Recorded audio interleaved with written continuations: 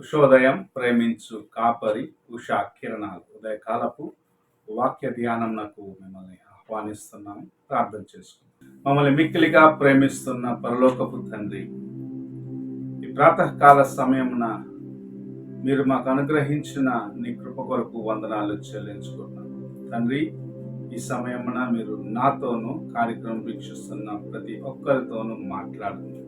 మాకు నాయన నీ వాక్యం గ్రహించుకునే మనస్సును దయచి దేవా, నీ చేతనైనా బోధించబడుచున్నామని గ్రహించుకునే కృపను దయచేయండి. ఈ కార్యక్రమం వీక్షిస్తున్న ప్రతి ఒక్కరికి ఆశీర్వాదకరముగా చేయమని యేసు పరిశుద్ధ నామమున అడిగి వేడుకుంటున్నాను పరమ తండ్రి, ఆమేన్. ఈ ఉదయకాలపు వాక్య భాగము అపోస్తల కార్యములు 16వ అధ్యాయము 18వ వచనము నుండి 22వ వచనం వరకున్న వాక్య భాగమును చదువుకుందాం. ఆమె యజమానులు తమ లాభ సాధనములు పోయినని చూచి పౌలును శీలను పట్టుకొని గ్రామపు చావడిలోనికి అధికారుల యొద్దకు ఈడ్చుకొని పోయిరి. అంతటా న్యాయాధిపతుల యొద్దకు వారిని తీసుకొని వచ్చి, ఈ మనుష్యులు యూదులై ఉండి రోమీలమైన మనము అంగీకరించుటకైనను చేయుటకైనను కూడని ఆచారములు ప్రచురించుచు మన పట్టణము గలిబిలి చేయుచున్నారని చెప్పిరి. అప్పుడు జన సమూహము వారి మీదికి దొమ్మిగా వచ్చెను. న్యాయాధిపతులను వారి వస్త్రములు లాగివేసి వారిని బెత్తములతో కొట్టవలనని ఆజ్ఞాపించిరి.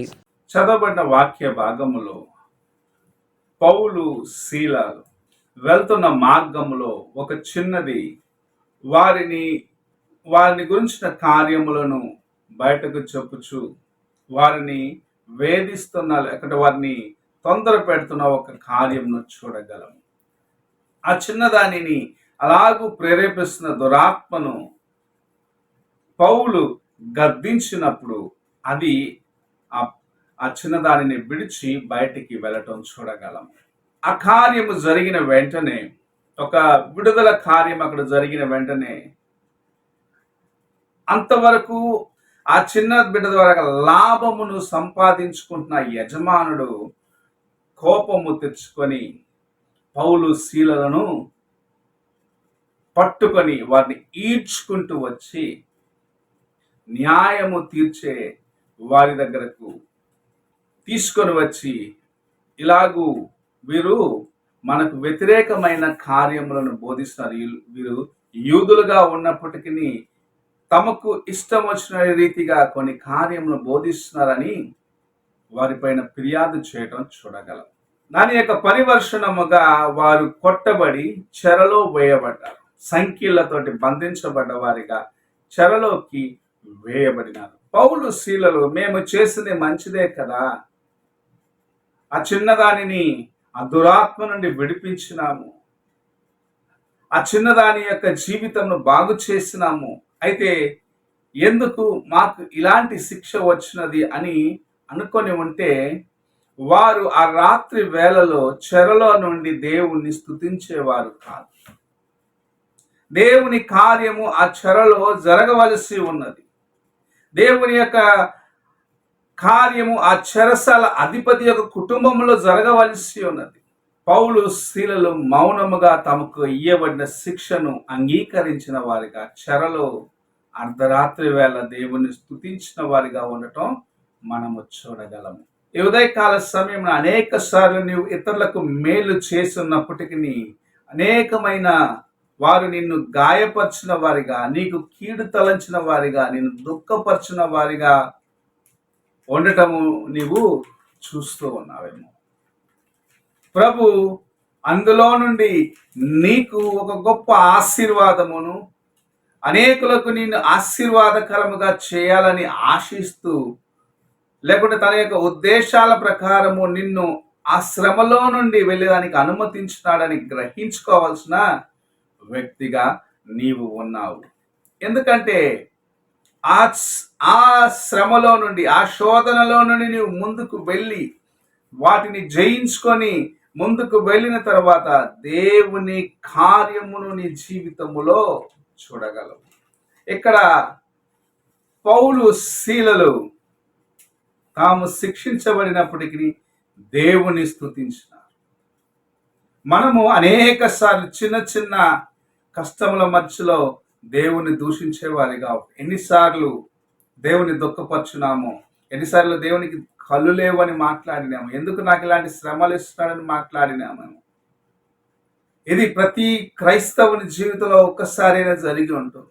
అయితే దాని తర్వాత ఉన్న ఆశీర్వాదాన్ని నీవు గ్రహించుకోవాలని ప్రభు నీతో మాట్లాడుచు ఉన్నాడు.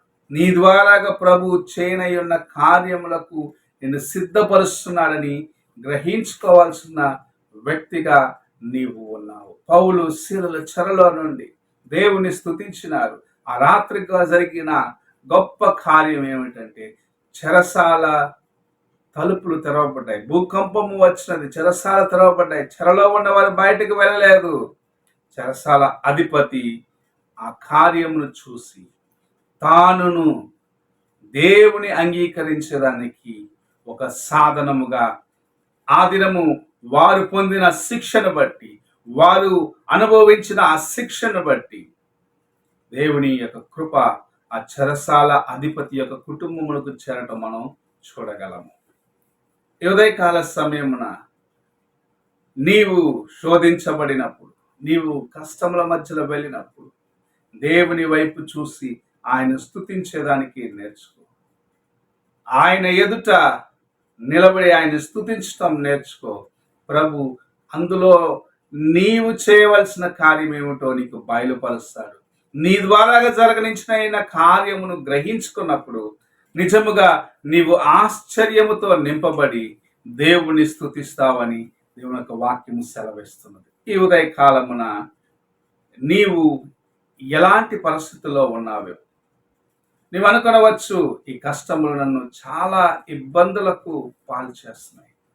అయితే అందులో ప్రభువు యొక్క ఆశీర్వాదము, అందులో నుండి అనేకులకు దేవుని యొక్క కార్యమును ఆయన చూపించాలని ఆశిస్తూ నిన్ను సాధనముగా వాడుకున్నాడని గ్రహించుకొని దేవునికి ముందు విధేయుడిగా నీవు అప్పగించుకో. అప్పుడు గొప్ప కార్యములను నీ జీవితంలో చూడగలవు. ప్రభు నీ ద్వారాగా జరిగిస్తాడు. ప్రార్థన చేసుకుందాం.